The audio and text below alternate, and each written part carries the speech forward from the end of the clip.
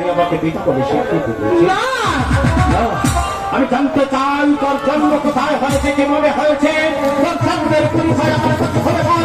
তা না হলে আমি ভগবানের নামে নির্দিষ্ট বলেছি এই কমলদের মাথা আমি তোকে পুরো ধ্বংস করে দেবো।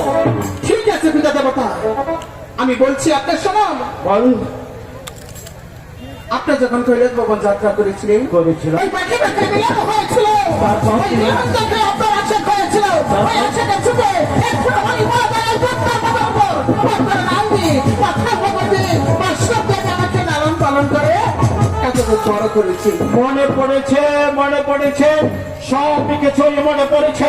অনেকদিন আগে আমি গিয়েছিলাম কৈলাস ধর্ম প্রচার করতে, সেখান থেকে ফিরে আসার পথে আমার এক ফোঁটা আশেখ মনে পড়েছিল কমল বীরের মাঝে। সেখান থেকে যদি তোর জন্ম হয়ে থাকে, তুই যে আমার অনুষ্ঠিত সন্তান, আমি হয়েছি তোর জন্মদাতা পিতা, তাই তো তোর পিতা হয়ে আমি তোর সাথে যে খারাপ আচরণ করেছি, তার জন্য তোর হতে হবে পিতা তোর কাছে ক্ষমা প্রার্থনা করছে বাবা। না পিতা, এমন কথা বলবেন না। আমি আপনি যে আমার মাথার মনে তুমি আমাকে ক্ষমা করেছ। তুমি যদি আমাকে ক্ষমা না করতে, স্বয়ং ভগবান আমাকে ক্ষমা করতো না।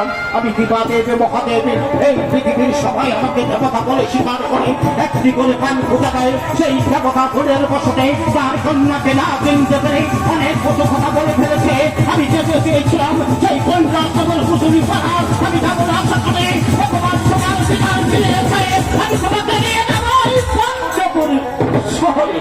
ঠিক আছে পিতা দেবতা। পিতা আমি যাবো।